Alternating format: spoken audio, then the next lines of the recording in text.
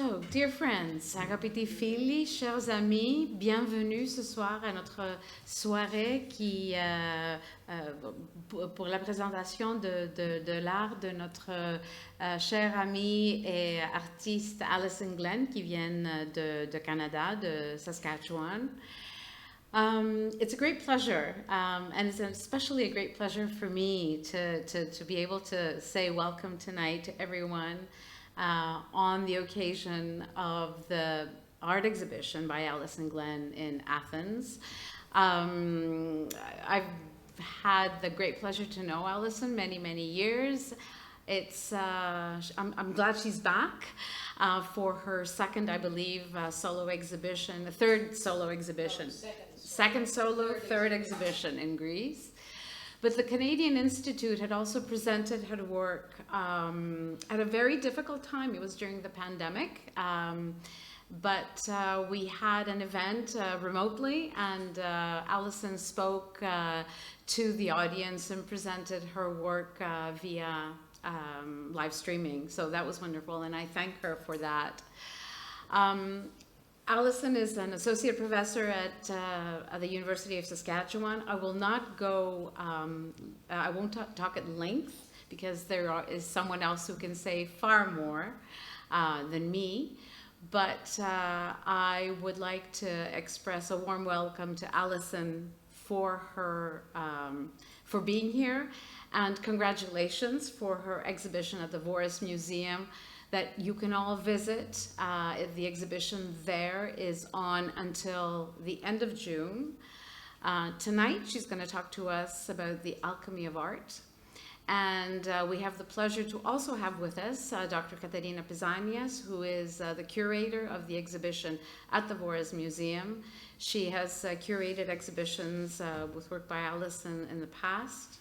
And she too is an old friend of the Institute and of the embassy as well here in Greece. So, Caterina, I leave it to you.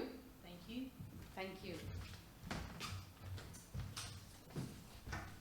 Kalispera σας, good evening to all, and welcome to our wonderful evening with Allyson Glenn. And I'm going blind there, but that's okay.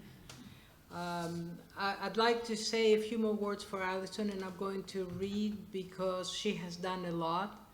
Allyson Glenn has an MFA from the University of Calgary, a BFA from the University of Alberta. She teaches painting and drawing full-time as an associate professor at the University of Saskatchewan, and she's fascinated by ideas around allegory, myth, symbolism, and our relationship to the environment. Allyson explores the fictional worlds we construct and the real ones we experience in art practice. Her artistic practice has been recognized globally. She has received grants from the Canada Council of the Arts, the Alberta Foundation for the Arts, BC Arts Council, SCATS Arts, the President's Shirk from the University of Saskatchewan, and 3 Elizabeth Foundation Awards. Her paintings, drawings, and animations have been exhibited throughout North America, Europe, India, and China, a testament to her international presence. Allyson is not a stranger to Greece. In 2016, she was a resident fellow to the Vorres Museum, where we met, and we started a creative collaboration that resulted in 3 exhibitions. In 2017, at the Cultural Foundation of Tinos, titled Open Horizon, it was an exhibit celebrating 150 years of Canada as a free nation, along with Ron Muppet and Colleen Heslin. In 2019, we had her first solo exhibition at 2 institutions, at the Vorres Museum and again the Cultural Foundation of Tinos, titled Passages. And now, once again at Vorres with another comprehensive solo exhibit titled Date with Hermes, Journeying Between Dreams and Reality, and of course, tonight's pop-up exhibition and lecture at the Canadian Institute in Greece titled Alchemy in Art. This expansive exhibition explores complex layers offered by ancient Greek myths and how they might influence our choices given the plurality of options and passages one encounters today. And in closing, I would like to express my gratitude to the Canadian Institute in Greece for their support for the visual artists of Canada, a support I hope will continue. In supporting of my wish, I would like to present you a quote from the great British theorist John Berger, who said, "Seeing comes before words. The child looks and recognizes before he can speak." So looking at art and thinking through art is an academic and creative practice contributing to knowledge, production, and aesthetic experience. A huge thanks to the Institute, and now, Allyson, the podium is yours.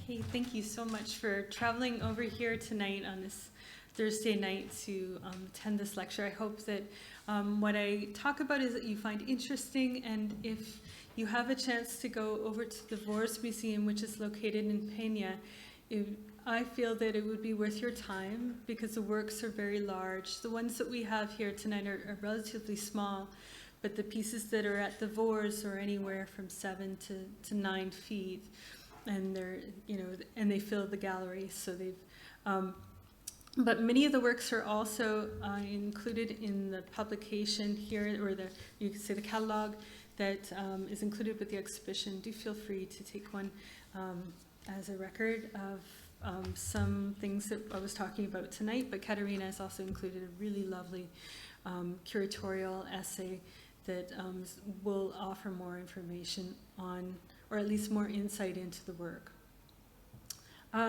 Okay, so the title of this presentation is Alchemy of Art. We came up with this title, and so I began thinking about alchemy and the idea of alchemy. And I think I pressed, no, okay, just a second here. I think I'll use this.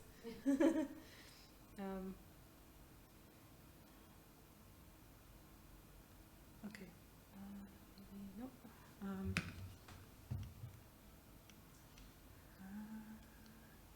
Should work, just a second. Yeah, it's going through here, but not on the screen, so just a second here. Oh, maybe we'll just, I'll click this button, it might just change it.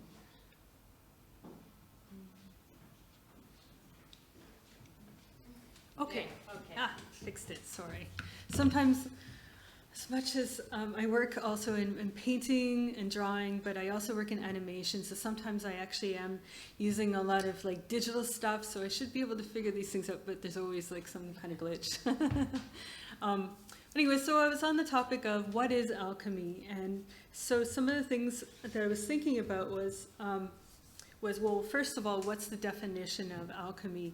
And if you look it up in the dictionary, it talks a lot about converting materials into gold, so metals, other kinds of metals into gold. So you know, theoretically, that's the definition of the title, but I'm interested in alchemy as a kind of symbolism or metaphor for transformation. So under that sort of umbrella, I'm thinking more alchemy as transformation. And where do those transformations occur within the artistic process, through the creative process, and how can we investigate alchemy under that lens, or transformation under that lens, into creative research?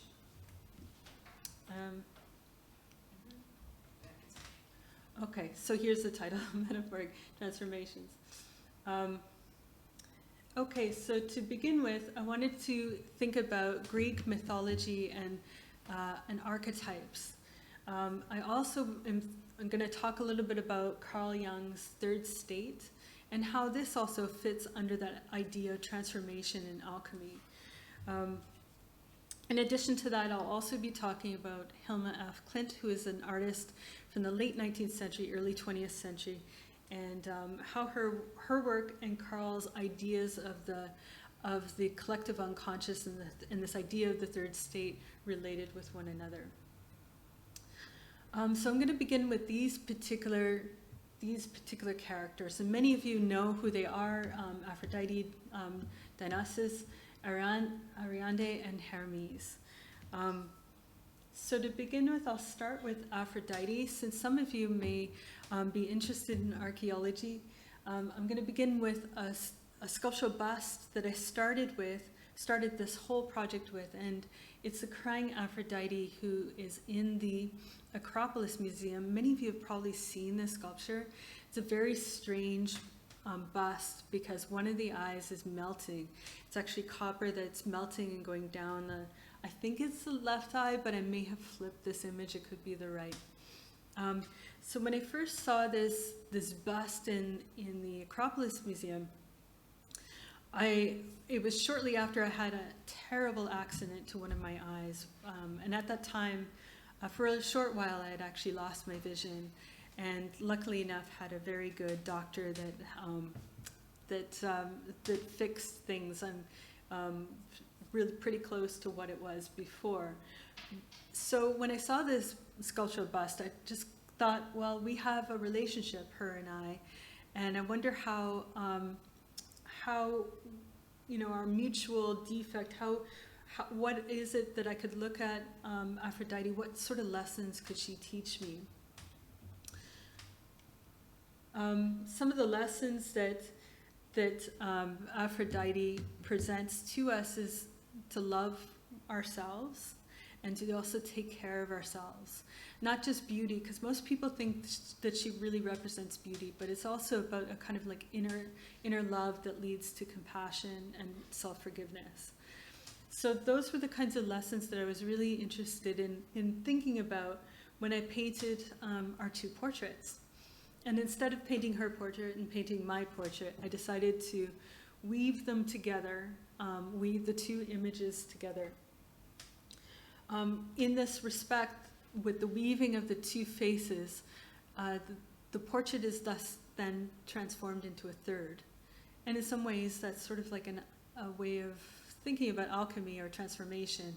It becomes some other element when you put the two together, and whether that's it complicates the portrait, but it also makes it more interesting as well.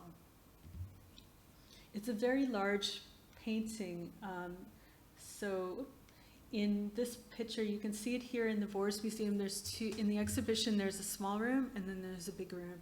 So you can see here off to the right the scale of it, and that gives you an idea.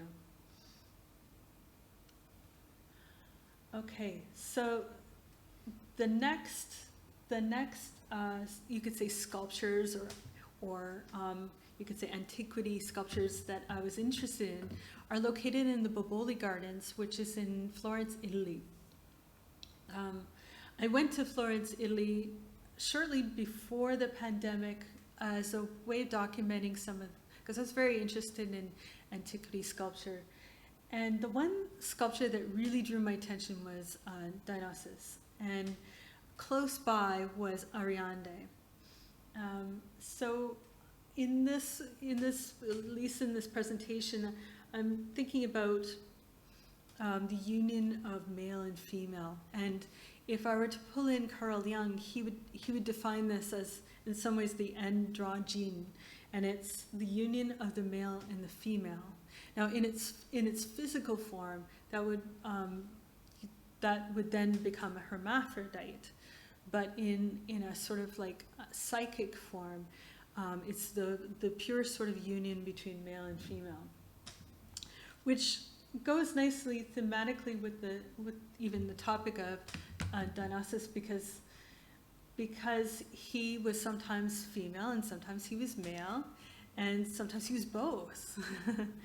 And so I felt that he had a lot of things to say, or at least I wanted to explore that topic a little bit more. You could, in some of my readings, this is something that I read from books, and it described him really nicely. It was associated with polar opposite landscapes. As a liminal deity, his realm was both above and below.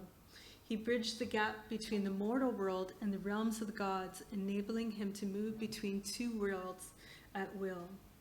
He was neither earthbound nor heaven-bound. He lay somewhere in between. A lot like his gender, his character and his actions allowed him to move, at least in the stories, allowed him to move from one dimension into the next. Despite a range of, you could say, sexual companions throughout his stories, he eventually got led to Ariadne. Now, you may know this story. Many of you, since you've been living in Greece, probably know her story. But I'm just going to skip to the next one. She was abandoned on the island of Naxos, and Ariadne that's where her fate was met. Now, in many stories, she dies on the island as a result of being left there by Theseus. Now, that's another story that I also address in the exhibition, but I'll just put it aside for now. So she's on this island, and that's where she was abandoned. Now, in some of the stories, that's where Dionysus met up with her and took her to the underworld so that he could make her immortal forever. And then eventually she could join all the gods in Olympus as this human that became immortal. Many of the rituals, or you could say many of the myths, differ on how she passed away, or if she just was promised to Dionysus. For this reason, because of her story too, and how it ends, and then begins again, there are many rituals that are both joyous but also sorrowful, and that the sorrow in some ways, and I read this. This is another text I'll mention later, but the sorrow represents the pain that we must go through before arriving at a new state of existence. So it's, this sort of life pain that we must sort of all accept to some degree. So these two paintings are in the exhibition, and I think they are placed relatively close to one another. And you'll see here on the right that there are these birds. And I painted the birds to suggest her becoming birds in this earth color. And the earth color was to represent her becoming earth again and becoming part of the ground. And then the birds as being messengers, or even you could say metaphors for great change, because they're albino crows that are quite unique. And in many cultures, they believe that they're a signifier for monumental change. So in the next slide, you'll see this one piece is accompanied by this other piece on top, and it's her hair that is left behind. So she doesn't have her body anymore, but rather she just simply has the hair and the earth. And you can see the scale, you can see an idea of the scale, and I'm showing you a studio shot just because they're all kind of together in one, this is my studio. And plus people sometimes just like to see what the studio looks like. But you can see me working there and leading up to the show. So the next mythological character I wanted to talk about was Hermes. I had the opportunity to see this back in 2022 in the, I think it's at the Yale University Art Gallery, which is just outside of New York, New Haven. And I remember seeing this sculpture and thinking it was really strange, like his eyes were very compelling. And it's a tiny little sculpture. It's only about this size. It's really tiny. And maybe, sometimes these things were made so that people could hold them or put them in a safe place. This is a more youthful version of Hermes. Most people haven't seen this version of him. But in some ways, the more youthful version of Hermes, I don't know, I find it quite interesting. The Romans named Hermes Mercury because of that element's sort of slippery nature to it. Mercury was also one of those alchemic things that they used quite often when trying to make gold. So it was actually one of those elements that was used quite a bit, hoping for it to become gold. What's interesting about the element that represents him is it's also represents his character, his way of shape-shifting, or being able to fill the containers in which he's given.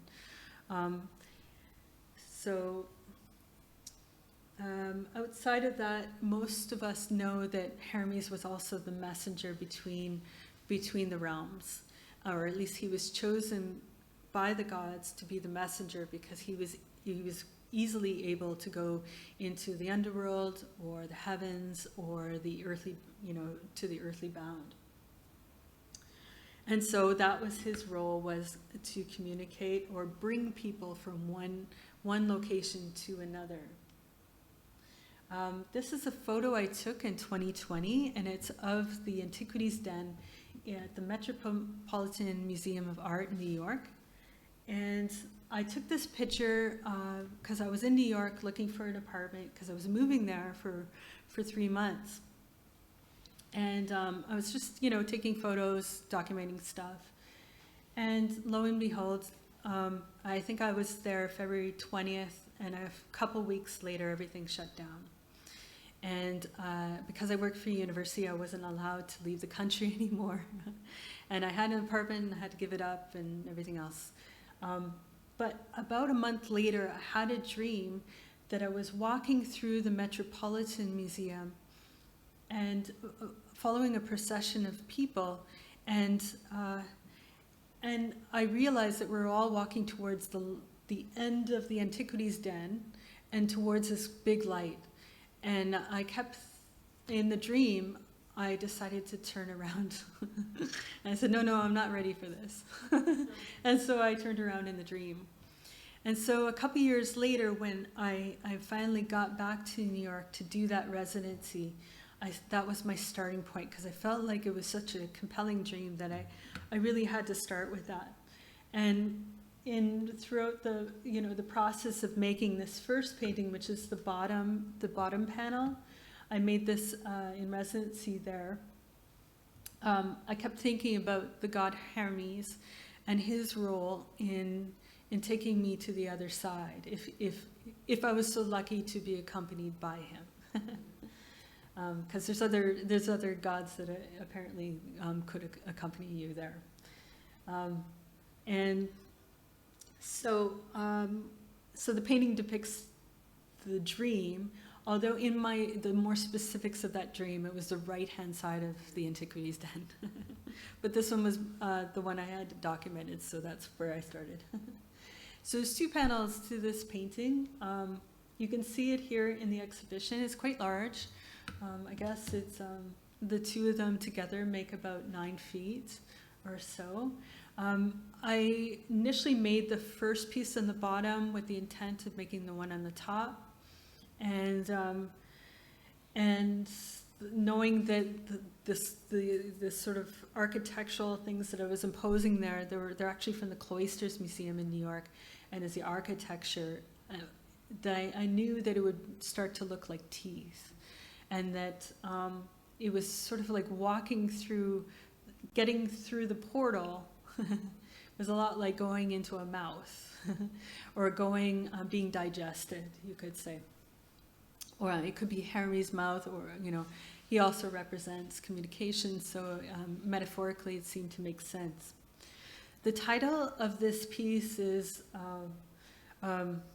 Date with Hermes, I'm on Fire. The second half of that title was because while I was making the first piece at the bottom, I had another dream with Bruce Springsteen's song, I'm on Fire. And although when I got to the studio, it just stayed with me, and I couldn't really make sense of the title, so I ended up thinking about it for a long time, and then I put it in there because I felt like if you were to be called to leave and go to the other side, in some ways it's like a temptation, or being having to decide whether or not you want to be tempted to go. And in my case, I turned around and left. and funny enough, as serendipity had it, I went to a concert, I guess, at the end of my residency, and the guest artist was Bruce Springsteen. So I knew that I probably did the right thing. Yeah. Oh, and funny enough, while I was making the panel on the top panel, I received this flyer in the mailbox, and it was wanted. I want your coins. I want some gold, and I want some bronze, and I want some silver. And I felt like when I received this, it was just too serendipitous for me to like pass up. So at that time, I hadn't really put gold into the painting. So I decided that I needed to go out and get some gold paint, some bronze, and some iridescence.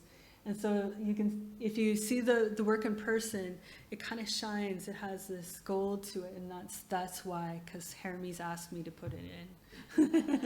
And there's parts in here too. There's gold in behind that cause the painting to glow a little bit more. These are colors I never use because I always found them a bit decorative. But for him, I was going to do it. Okay, so that then leads me to, I'm just looking at the time, leads me to talking a little bit about influences of Carl Jung and Hilma af Klint towards some of the smaller works that I've made that are part of the exhibition. Throughout, for many years I've been reading on Carl Jung. I find the collective unconscious and ideas around that very fascinating. But as I was preparing for the last painting when I lived in New York, there was a painting that was on my wall that seemed totally unrelated, but stuck with me too. And although it wasn't along the lines of Greek mythology, the swan itself represents Aphrodite to some degree.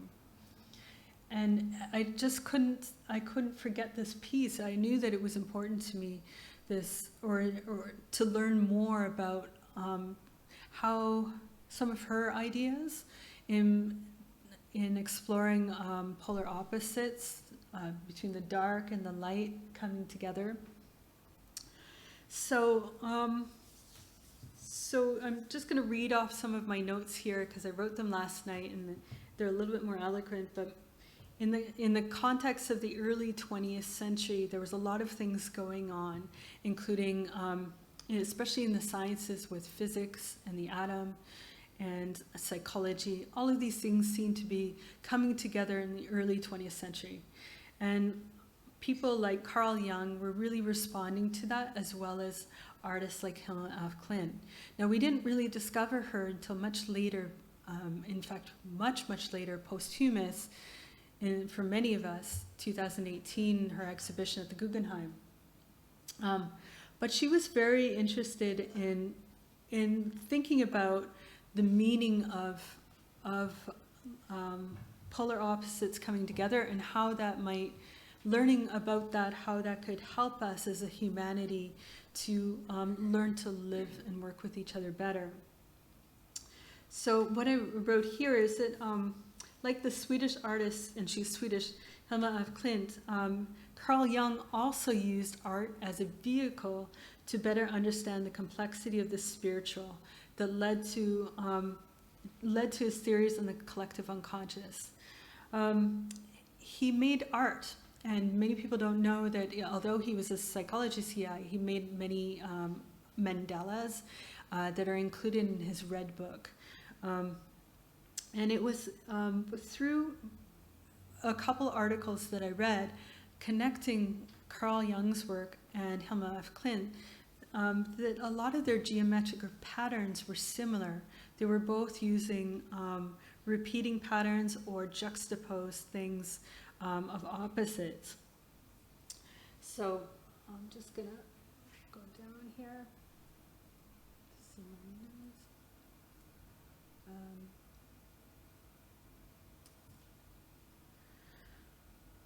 Yeah, so I think I covered most of that. I'm just going to keep going.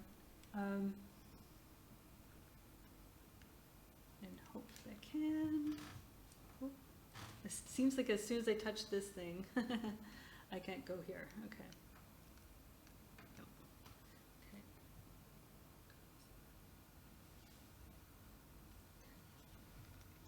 All right, there we are. Okay. So since Hilma came into my life at that time, I returned back to Saskatoon where I live, and it's a very small town in central Canada. Well, not a small town, but it's like 260,000 people compared to some of these larger centers. But even in our small town, we have some really eclectic places, including a place called Garden Architecture, which is a garden store where many people go, especially during the summer, to just see garden ornaments or buy plants or pots and things like that. But they also have these really interesting old buildings that they have on the grounds as well. Funny enough, it's quite large. It's like 3 blocks, or at least I think it's like 3 blocks. And they've never been to Europe before, but yet, I went to this little oasis that reminds me so much of Greece. And so I started taking a lot of photography. I made some of the photography into objects, into sculptural objects, but I also felt that I really wanted to make something that was more imperfect, you could say more hand-touched, like printmaking. I hadn't done printmaking before, but I felt that I needed to learn how to do a little bit of printmaking in order to reinterpret some of these photos. And this was one of the first ones that I did, which was a lino cut. I wasn't using normal materials since I'm a painter.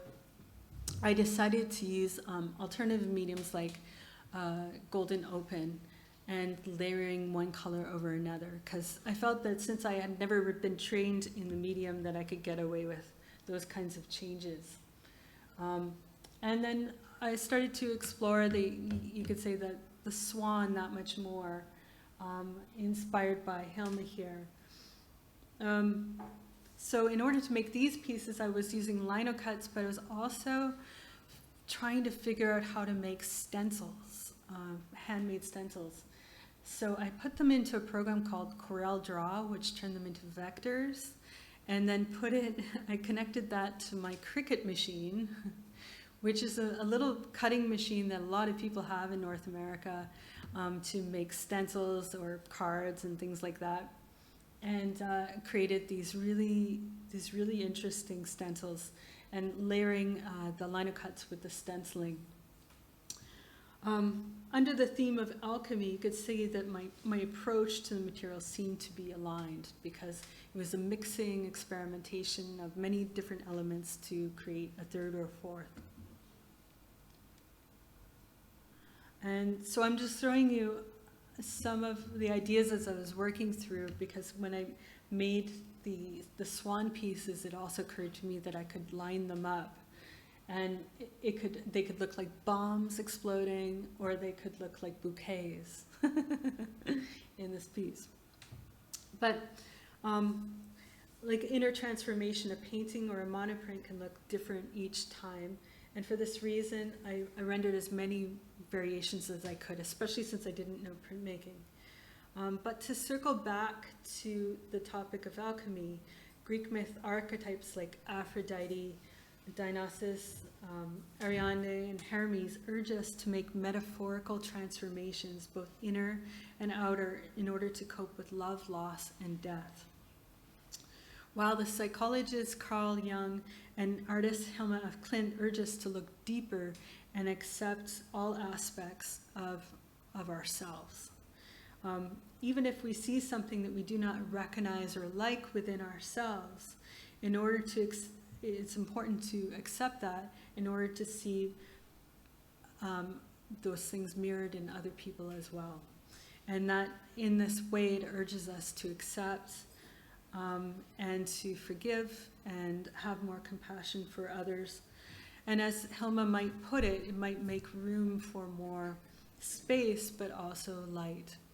So these are some of the ideas that I had as a way of concluding many of these different topics here today. So Thank you very much for taking the time to spend time with me here. And I did do up a really quick list of books that I read along the way that I found very helpful on some of the topics. It's not listed correctly whatsoever. I do not have access to the internet right now, so at my apartment, so I had to be just like a list I found on my computer. So I'll go back. So thank you.